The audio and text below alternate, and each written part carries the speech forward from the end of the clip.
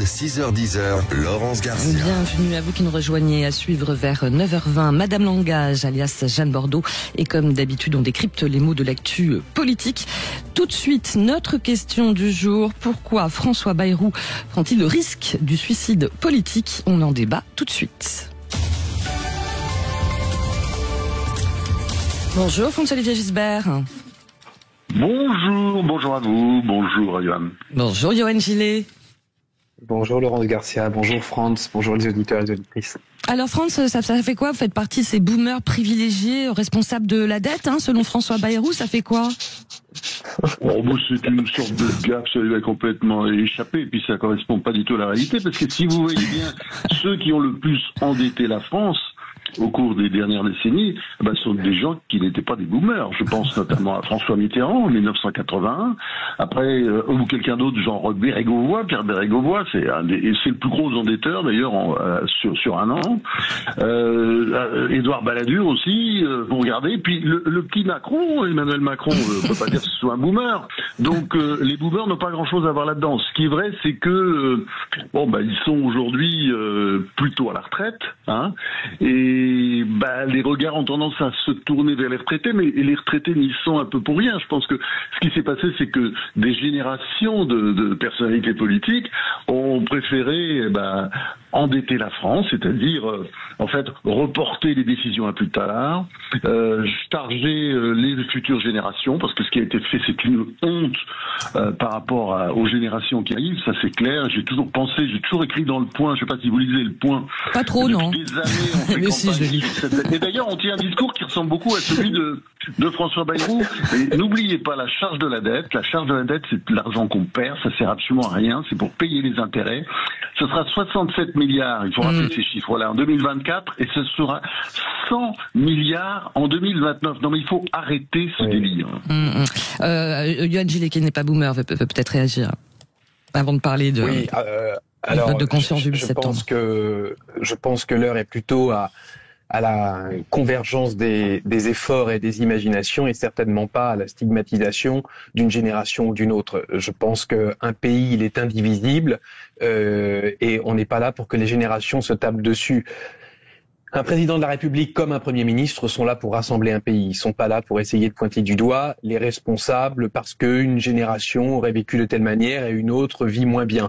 La question, c'est qu'est-ce qu'on invente tous ensemble pour le faire. C'est pour ça que il faut toujours regarder les mouvements populaires comme ceux du 10 septembre avec beaucoup d'attention, et ça ne se juge pas. C'est un fait. C'est un fait d'histoire. Les peuples se soulèvent de manière très différente dans leur intensité selon les époques. Mais on n'a pas à dire qu'on est pour ou qu'on est contre, il faut le regarder, il faut le comprendre, il faut essayer de l'orienter de la meilleure des manières. Bon, par contre, à titre personnel, je suis toujours plus favorable au inventons tout qu'au bloquons tout, parce que le blocage ne crée pas l'inspiration nécessairement. Mais je peux comprendre la colère. Vous savez, on est en train d'expliquer dans ce gouvernement, et on en a déjà beaucoup débattu avec France, et on a été en désaccord là-dessus, qu'il faut faire des efforts à ceux qui en font déjà beaucoup. Vous savez que je suis partisan de mettre au travail ceux qui vivent simplement des revenus des rentes, et puisqu'on parle toujours de la valeur travail, et que les gens ne supportent plus le fait qu'on leur fasse toujours le même, le même chantage en disant comme les très très riches, les ultra riches peuvent très bien partir du jour au lendemain, c'est plutôt vous qui allez payer puisque vous pouvez pas partir. Je pense que les gens n'en peuvent plus de cela. Je crois que c'est ça qui est en question. François Bayrou. François Bayrou, il rêve d'un destin. Il stigmatise, là, voilà. Il a commencé, c'est toujours comme ça. Ces sujets-là, on finit toujours par stigmatiser une classe ou une autre. T'inquiète pas, t'étais pas concerné. Tranquille histoire. Enfin, j'en sais rien, mais en tout cas, c'était pas concerné. C'était pas l'idée. C'était pas l'idée. Pas de panique. Ce que je crois. Non, mais pour revenir à l'acte. Je pense que tu seras étonné. Pour revenir au vote de confiance. À mon avis, ne joue pas à ça, à mon avis. Non, mais attendez. Toi non plus. Et pour revenir au vote de conscience du 8 septembre. Ta déclaration, d'ailleurs, tu devais nous l'envoyer. Pour revenir au vote de conscience du 8 septembre de François Bayrou, suicide politique, coup de poker, démission déguisée. Pourquoi cette stratégie? Parce qu'a priori, il va forcément tomber le 8 septembre. Avec ce discours, faut arrêter complètement avec ce discours. De toute façon, le vote de confiance, il a demandé la confiance. On dit que c'est un suicide. Il aurait demandé le 49.3, c'était l'autre solution aussi. Hein. Oui. C'est-à-dire, il aurait pu faire un 49.3. On aurait dit suicide et en même temps dictature. Donc, dans cette affaire-là, de toute façon, on est dans une période politique atroce, avec une classe politique lamentable et aucune perspective parce qu'il n'y a pas de majorité. Il n'y a pas de majorité à l'Assemblée. Donc il était un peu arrivé au bout de son système. Peut-être qu'il réussira à survivre au dernier moment parce qu'il y a une des composantes de la majorité qui le sauvera, une extrémisme, ce que je ne crois pas. Donc de toute façon, voilà, il était arrivé au bout de son histoire. Et le problème, c'est que il a profité de ce moment aussi pour créer un électrochoc, c'est-à-dire pour dire enfin la vérité. De dire enfin la vérité sur les comptes publics. Je pense que les Français sont un peu surpris. Beaucoup de Français n'étaient pas au courant, mais je pense que ça va infuser et je pense que c'est un acte historique, cette déclaration de lundi dernier, parce que, même s'il avait déjà dit ça, mais de manière beaucoup plus, aussi moins claire et là, absolument terrible avec cette suite de chiffres, parce que ce sont les réalités d'aujourd'hui. Donc, il faut qu'on se mette ensemble à un moment donné pour travailler là-dessus. Je pense que c'est pas possible aujourd'hui avec la configuration de l'Assemblée nationale. Donc ça reporte à je ne sais quand. Est-ce qu'il y aura une dissolution? Est-ce qu'il n'y aura pas de dissolution? Je pense qu'on va quand même vers une période de tumulte terrible et que nous sommes aujourd'hui tous dans une sorte de grand 8. Enfin, on est juste au début. Hein, au début et ça va être de plus en plus vite. Le président Macron a dit qu'il n'envisageait pas de nouvelle dissolution ni de démission. Mais enfin, il peut pas dire le contraire non plus. Mais sans se priver pour autant d'aucun outil constitutionnel qui était à sa disposition.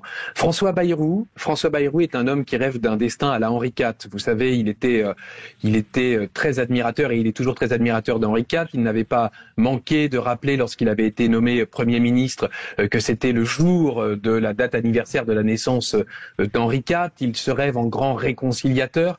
J'ai beaucoup filmé François Bayrou, notamment depuis 2012, et il a toujours tendance, même dans l'intimité, comme ça, même en off, comme on dit, à toujours romancer son histoire et essayer de s'inscrire dans les hauteurs, dans les grandeurs de l'histoire. Je me souviens d'un François Bayrou qui me racontait en off, lors d'un déjeuner médiatique, si je puis dire, en tête-à-tête, que lorsqu'il était petit, il montait sur le toit de sa maison pour lire et regarder vers l'horizon, et que déjà, il fallait peut-être y voir le symbole d'un homme qui aimait prendre de la hauteur et tout ça. Il a toujours été comme ça, François Bayrou. Et je trouve qu'il est très difficile pour les commentateurs que nous sommes d'entrer dans la psychologie des personnages. Qu'est-ce qui relève du pur pragmatisme? Qu'est-ce qui relève du destin personnel? C'est très compliqué. Est-ce que François Bayrou essaie de sortir, on va dire avec les honneurs, le 8 septembre pour éviter le déshonneur du post 10 septembre, dont on ne sait rien de ce que cela peut donner, ce mouvement? Peut-être. Sans doute qu'il ne veut pas avoir le même destin qu'Henri IV, qui lui a fini assassiné. Il veut peut-être y échapper, parce que ça, même s'il y a des jeunes romantiques un peu excités comme Juan Branco qui prônent le retour de la guillotine, parce qu'on en est quand même rendu dans cette période où on essaie véritablement d'exciter les passions par-delà la raison.